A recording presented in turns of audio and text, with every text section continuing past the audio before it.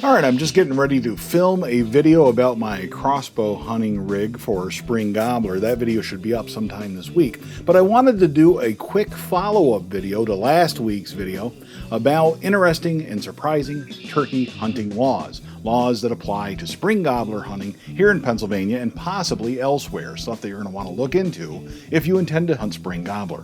One of the things I talked about, and one of the big focuses of the laws here in Pennsylvania is blinds, hunting blinds. I mentioned before about how Pennsylvania requires the blind to be made of man-made materials. You can't have one made out of natural materials.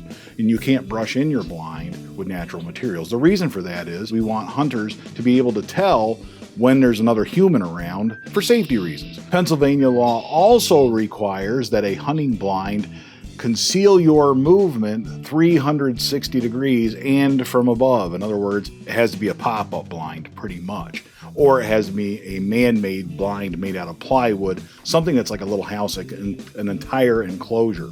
If the pop-up blind does not conceal you 360 degrees, it is not legal. For that reason, and don't blame me for this if you've already bought one here in Pennsylvania, don't blame Cabela's, don't blame the other YouTube channels that are talking about these new fad fan blinds, but those fan blinds, those fan decoys as they call them, are not legal here in Pennsylvania. You cannot use them. In fact, the Pennsylvania Game Commission specifically mentions those in the Hunting Digest. They are not legal. Why aren't they legal? They do not conceal the hunter's movement 360 degrees. They only conceal the hunter's movement in front of them. Now, I know what you're going to say. Well, this isn't a blind, it's a decoy. It even says right on the box, it's a decoy. They even sold it to me as a decoy. If you set it out in the middle of the field and use it as a decoy, it could be legal for that purpose. However, if it's got that little mesh thing in it so that you can see through it, a little window so that you can see through it, and you're using it to stalk a turkey, which isn't legal under Pennsylvania law anyway in spring gobbler hunting, but if you walk up on a spring gobbler with that and you're behind it, that's a blind. You're using that to conceal your movement. So it's not a decoy, it's a blind.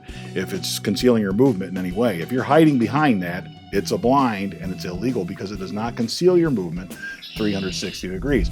Plus, is it just me or do those little fan blinds, does that just seem like a really bad idea? I don't go into the woods to hunt deer with horns on my head. I'm not going to run around during rifle season with antlers on my hat. That's insane. And to think that you would go out and spring gobbler and walk around dressed like, making sounds like a turkey, dressed up like a spring gobbler, that's just insane. I don't see any reason to do that. I know you're thinking, well, if somebody shoots me, they must be trespassing and I'm the only one hunting here. That's not the case. I'm here.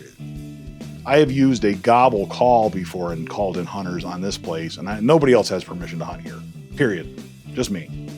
And I've called in hunters here, so unfortunately, there just isn't any guarantee of that, and it is not worth the risk. I hope you found that interesting. Thanks for listening to my rant on that. Good luck if you get out there for spring gobbler, and until next time, all hail Bunjie.